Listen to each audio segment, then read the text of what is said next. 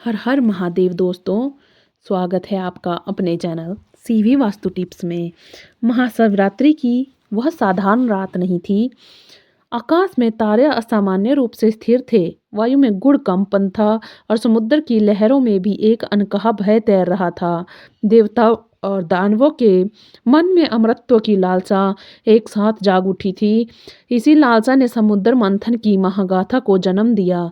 मंदरांचल पर्वत को मथनी बनाया गया, वासुकी नाग को रस्सी बने और देवता दानव दोनों अपनी अपनी शक्ति लगाकर समुद्र को मथने लगे। किसी को यह अनुमान नहीं था कि अमृत से पहले विनाश जन्म लेगा। समय जैसे थम गया था और सृष्टि अपने समय सबसे कठिन इम्तिहान की ओर बढ़ रही थी। समुद्र मंथन आरंभ होते ही जल का रंग बदलने लगा। पहले रतन निकले, दिव्य वस्तुएं प्रकट हुई, पर जैसे जैसे मंथन गहराता गया, वातावरण भारी होने लगा। तभी समुद्र की अलत गहराइयों से एक भयंकर धुआं उठा। वह धुआं केवल धुआं नहीं था, वह मृत्यु का संकेत था। देखते ही देखते कालकूट विष प्रकट हुआ, इतना प्रचंड कि उसकी एक बूंद भी ब्रह्मांड को भस्म कर सकती थी। देवता भय से कांप उठे, दानव पीछे हट गए और दिशाएं सन्न रह गई। सृष्टि पहली बार अपने अंत की ओर इतने निकट महसूस कर रही थी। कालकूट विष का प्रभाव फैलने लगा, वनस्पतियां मुरझाने लगी, नदी का जल विषाक्त होने लगा और जीव जंतु छटपटाने लगे। देवताओं ने ब्रह्मा की ओर देखा, ब्रह्मा ने विष्णु की ओर देखा और विष्णु ने मौन में कैलाश की दिशा में दृष्टि गड़ा दी। सब जानते थे कि इस संकट का समाधान केवल वही कर सकते हैं जो स्वयं से भी ऊपर सृष्टि को रखते हैं। तभी देवताओं ने एक स्वर में पुकार लाई, हे महादेव, सृष्टि की रचना कीजिए। यह पुकार केवल शब्द नहीं थी, यह संपूर्ण ब्रह्मांड की अर्थ पुकार थी। कैलाश पर्वत पर तपस्या में लीन शिव की आंखें खुली। त्रिनेत्र से निकली दृष्टि ने क्षण भर में पूरे संकट को देख लिया। शिव समझ गए कि यह केवल देवताओं का संकट नहीं, बल्कि सृष्टि के अस्तित्व का प्रश्न है। उनके चेहरे पर भय न था, न द्वेष, केवल करुणा और दायित्व का भाव था। उन्होंने बिना किसी संकोच के उठकर कालकूट विष की ओर प्रस्थान किया।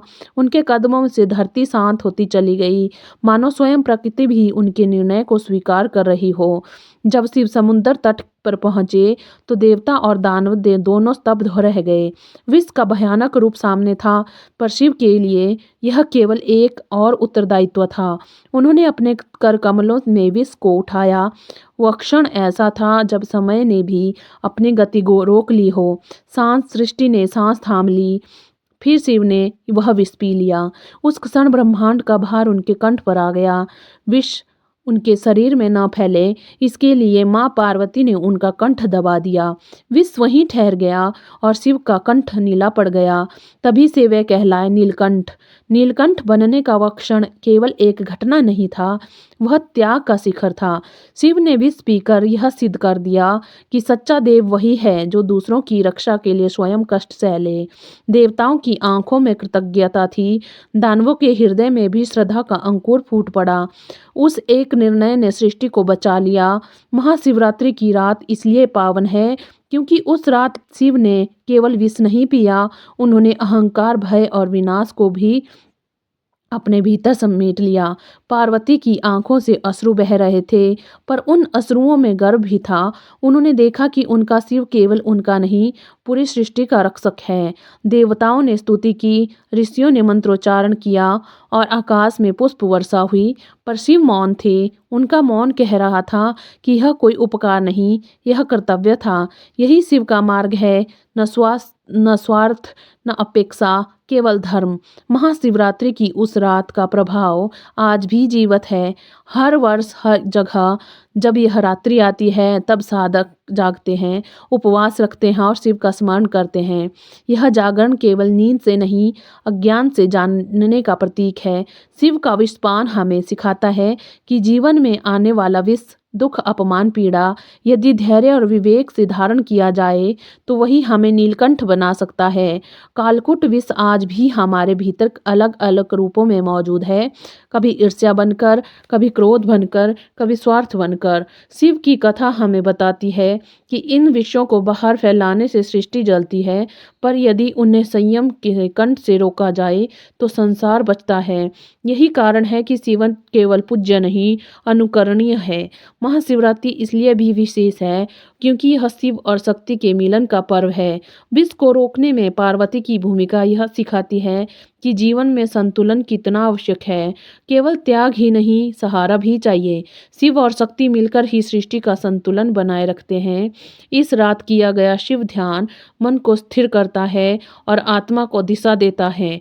आज भी हम भक्त शिवलिंग पर जल चढ़ाते हैं तो यह केवल जल नहीं होता, वह अपने भीतर के विष को शांत करने की प्रार्थना होती है।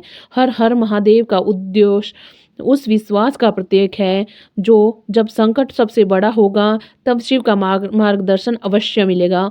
महाशिवरात्रि की यह कथा हमें याद दिलाती है कि संसार त्याग से चलता है, बलिदान से बचता है और करुणा से जीवित रहता है।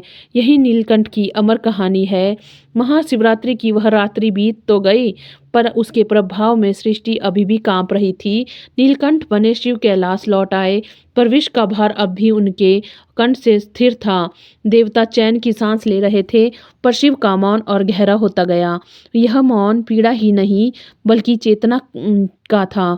कैलाश पर चारों ओर शांति थी, लेकिन उस शांति के भीतर एक अग्नि जल रही थी जो त्याग की तपिश में जन्मी थी। पार्वती शिव ने समीप बैठी थी, उनके नेत्रों की चिंता भी थी और अटूट विश्वास भी था। देवताओं को भय था कि विष का प्रभाव कहीं स्थायी न हो जाए। उन्होंने पुनः शिव की स्तुति की, प्रार्थना की कि वे इस भार को किसी प्रकार हल्का करें। तब शिव ने नेत्र खोले और मंद मुस्कान के साथ कहा कि जो सृष्टि के लिए धारण किया गया है वह बोझ नहीं होता। उनके शब्दों में ऐसा वैराग्य था जिसने देवताओं के हृदय को झुका दिया। शिव ने समझाया कि हर युग में कोई ना कोई नीलकंठ बनता है जो दूसरों के विष को अपने भीतर कर लेता है। उसी समय ऋषि मुनि कैलाश पहुंचे। नारद भी वहां थे, उनकी वीणा से करुण स्वर निकल रहा था। उन्होंने कहा कि यह घटना केवल कथा नहीं बल्कि आने वाले मानव जीवन के लिए संदेश है। शिव ने ध्यान में प्रवेश किया और उस स्थान से एक दिव्य ऊर्जा पूरे ब्रह्मांड में फैल गई। यह ऊर्जा शीतल थी जिसने विश्व के प्रभाव को संतुलित किया। इसी संतुलन के कारण सृष्टि फिर से फलने फूलने लगी। धरती पर धीरे धीरे हरियाली लौट आई, नदियाँ शुद्ध होने लगी, प्राणी शांत हो गए। मानव को यह ज्ञात भी नहीं था कि उसका अस्तित्व किस बलिदान पर टिका है। शिव ने यह भी प्रकट नहीं किया क्योंकि उनके लिए प्रशंसा से अधिक महत्वपूर्ण था धर्म का पालन।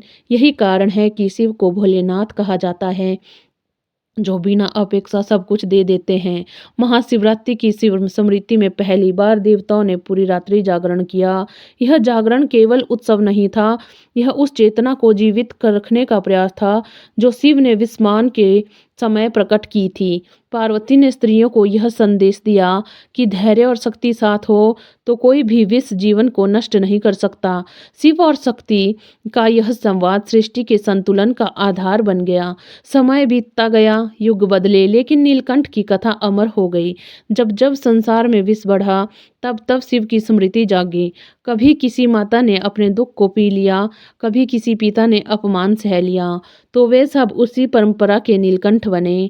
शिव की कथा केवल मंदिरों में नहीं रही, वह जीवन के हर संघर्ष में जीवित रही। आज भी महाशिवरात्रि की रात जब भक्त जागते हैं तो वे केवल पूजा नहीं करते, वे भीतर के अंधकार को युद्ध करते हैं। यह रात बताती है कि अंधकार से डरना नहीं, उसे समझना है। शिव ने विष को नष्ट नहीं किया, उन्होंने उसे नियंत्रित किया। यही जीवन का सबसे बड़ा रहस्य है। नीलकंठ का नीला कंठ हमें याद दिलाता है कि दर्द छुपाया जा सकता है पर फैलाया नहीं जा सकता। यही कारण है कि शिव को सबसे अलग माना गया। वे न राजा, न भोगी, न सन्यासी, वे सब कुछ होकर भी उससे परे हैं। महाशिवरात्रि की यह कथा हमें हर वर्ष पुकारती है कि हम भी अपने भीतर के विष को जगाएं। कैलाश पर शिव आज भी ध्यान में है, पर उनका ध्यान संसार से काटा नहीं है। हर पुकार, हर सच्ची प्रार्थना वहां पहुंचती है। नीलकंठ की यह कहानी यहीं समाप्त नहीं होती, क्योंकि जब तक सृष्टि है तब तक किसी न किसी रूप में शिव का विषपान चलता रहेगा। यही महाशिवरात्रि का शाश्वत सत्य है। धन्यवाद दोस्तों।